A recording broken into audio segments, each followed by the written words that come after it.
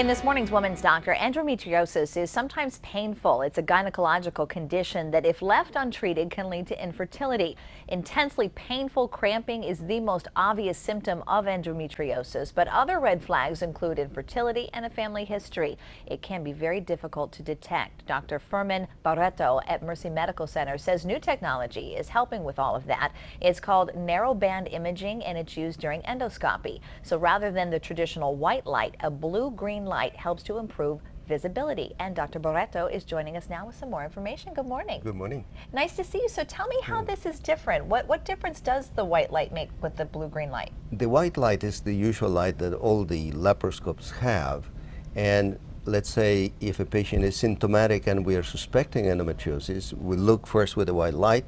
If we don't see any, then we switch to the blue light or the NBI, the narrowband imaging.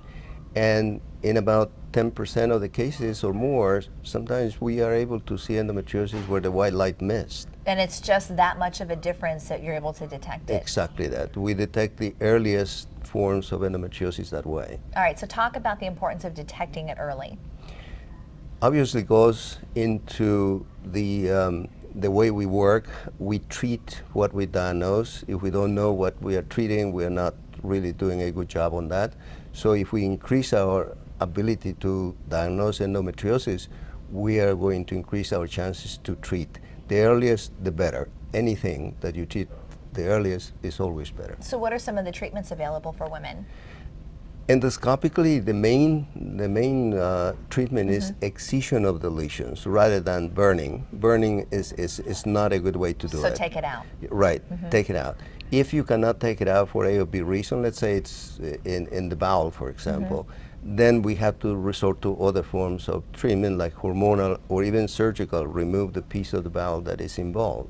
But then you individualize depending on the findings that you have. All right, but endometriosis is not the final say on being able to have children. It is not a blanket infertility One of the diagnosis. symptoms of endometriosis is infertility. Right. Obviously, you remove the endometriosis, your chances of conception do increase. All right, well, that's certainly good news for a lot of people. Doctor, thanks Absolutely. for joining us this morning. Good to Thank see you. you. Good to see you too. All right, if you have any other questions or you'd like a referral, just call 1-800-MD-MERCY. And still ahead, reviews on the second installment of the Independence Day movies and the big shark thriller, The Shallows, just in time for summer. Plus, we're going to head outside for some pizza, and Pizza Company is here. First, though, here's a look at last night's winning lottery numbers.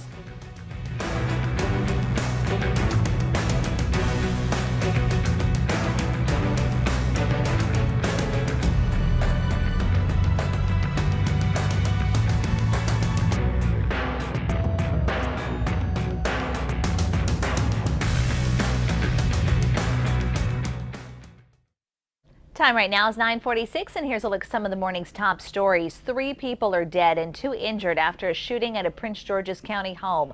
Police responded to the home in Forestville around 9:30 last night, and that's where they found 5 people shot. At about 9:30, we were called out to a home for a shooting. Once officers got on scene, we discovered 5 victims that were all shot. Unfortunately, 3 of the 5 victims were pronounced dead. They succumbed to their injuries. Preliminarily, we do not believe this to be a random act. And right now, there's no information about a possible suspect or suspects in that case. City police are investigating a shooting in Northeast Baltimore. It happened shortly after 7 last night on Ravenwood Avenue. The victim has not been identified, was shot in the upper body, and police say he may not recover. 2 firefighters are recovering after being hurt in a crash. They were riding in an ambulance from the Harmons Dorsey Fire Station when it crashed with a tractor trailer along Route 170 yesterday. The truck driver wasn't hurt, and so far there's no word on what caused that crash. Well, 2 new movies in theaters this weekend, but can aliens or even a shark outswim Finding Dory to the top? Our film critic is here, Connor Smith, with some reviews, and these are some good movies to look forward to. Yeah, so the first movie is The Shallows, which is the best shark movie since Jaws. And I have a little story. I first saw Jaws when I was 8 or 9 years old. Okay. And I was at a friend's house, and we were warned not to watch it because it was so scary. But of course, no one listens to their parents when they're young. I watched it, and I had to go home because I was so scared. Oh, I woke up in the no. middle of the night, terrified. So The Shallows probably brings back happy memories Yeah, for you. and So Blake Lively here is excellent. She stars as Nancy, who is a medical student, and she travels to Mexico to kind of, she's mourning after the loss of her mother. And as she's swimming, she's attacked by a great white shark, and it becomes this journey to swim back to the beach, which is 200 yards away. And this is directed by Jean-Michel Serra, who did Nonstop and Orphan. Really underrated director. And he does so much with the beach setting in this film. There are these really beautifully photographed surfing sequences toward the beginning. And the shark sequences are a lot of fun as well as the film kind of goes on. There was this really collective reaction amongst the crowd, which is always a great thing during a movie when everyone's, and like you're on the edge of your seat the whole time. Blake Lively does really well with being alone a lot of the time. There are stretches of 5, 10, 15 minutes when she's by herself. Wow, that's impressive. 4 out of 5 stars. A lot. I had so much fun with this movie. Go see it after you take your beach vacation. Yeah. All right, this one brings back memories for me. My first date with my husband, we watched Independence Day. All right, so yeah. We're back. We're back. 20 years after the original. A lot of people are back, a couple people aren't. Will Smith is out, and Jeff Goldblum and Bill Pullman are back. And the first one had 2 really good things going for it. It was really, really charming, and there was real suspense there. The stakes were high. This movie feels bigger, but it really isn't that great. I was disappointed with it. They introduce a ton of new characters who are all pretty bland. They don't have that much to do. The action sequences feel fairly repetitious. And the director here, Roland Emmerich, he's directed a lot of Destroy the World movies. He did 2012, he did The Day After Tomorrow, the first Independence Day. And this is the least, unfortunately, the least imaginative Destroy the World movie that he's done. Yeah, I was disappointed with it. I wish it had more energy. It's not as fun as it should be. I was disappointed with it. So this one you're giving? I gave it 2 out of 5 stars, but there are so many good movies out. Finding Dory, if you have kids at home, Yeah, it that is was great. Absolutely wonderful. Well, for Independence Day, Bill Pullman's my favorite actor, and I love any Hemsworth, so I'm still in.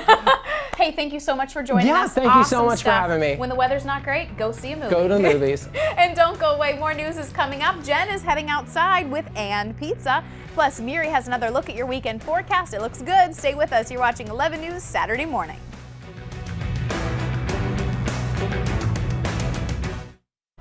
We are standing outside with And Pizza. Jordan, the culinary director, is joining us this morning, and the girls thought they wanted to come out and help build this pizza. Jordan, you guys just opened up a new location in Federal Hill. We just opened in Fed Hill a couple weeks ago. Brand new menu, brand new community. We couldn't be more excited to be in Baltimore. And you have some unusual items. You're going to make a salad pizza this morning. We're making a salad pizza today that has only been out for a few weeks, and it's become a crowd favorite. All right, tell us how you make it. So first we start with shredded romaine, dressed with basil pesto. Give it some extra flavor, season the lettuce. That's really important. People forget to season their salad, season their lettuce. We're gonna add some classic, chopped salad components to that. The nice thing about this is it almost makes you feel like it's healthy. It makes it's a hearty meal, but it's definitely healthy. We do have kind of your standard meat lovers, our Maverick. Can I help you out there? Yeah, absolutely. Mary wants Go some ahead. tomatoes. I want to help out. We need some cucumber, some shredded cheese, some pickled red onions that we make with our partner, Gordy's Pickle Jar. Lacey, jump in there. You can Yeah, go too. grab the pickled red onions. Yep. And then last but not least is moon cheese, which I want you guys to try. What is moon cheese? This is our gluten-free crouton. I'm going to throw that in there so you can see what Something it looks really like. special to us. So this is perfect for the gluten-free lovers who don't typically get to have a Mary, you wanna crouton. try it? I absolutely Add it to any pizza. It's really good. It's got the flavors of feta. Taste test. That's Super delicious. crunchy, gives the pizza a crunch. We top it with ranch. Oh, yeah. And that's perfect for lunch, on the run, really much anything. And these might be at the fireworks in Baltimore on 4th of July. This is awesome. You brought some pizza into the station a little while ago, and people loved it. And Lacey, since you were just there, I Yeah. want to give the microphone to you. What did you think? Okay, well, this is what I like about it. You walk in and you can kind of order however you want. Yep. So my husband and I had no idea. And we just basically said, I like that, put everything on it. It goes through and cooks in minutes, right? Or just a couple minutes? Less than 2 minutes. Less than 2 minutes. And then you get some other toppings like cold items like arugula. We had a great balsamic fig reduction. Oh my God. We're really proud of the sauces. It was so good. Yeah. And I ate the whole thing. That not sounds MOI. like heaven. All right, well, as you pan back down to the pizza, we're going to talk about some of the other menu items that you have, because you have a lot of different types of pizza. Yeah, let's talk about the Elvis we just added. If you want to come back to your childhood, peanut butter, jelly, bacon. What? On gluten-free crust, another favorite of the Baltimore community. I'll say the salad pizza and the Elvis are going like crazy for lunch. And one of the tips that you use is you undercook your pizza crust. Yeah, this is our standard pizza crust made by our partner right here in Baltimore, but we undercook it just a little bit, cook it dry with olive oil, salt, and pepper. Jordan, we're going to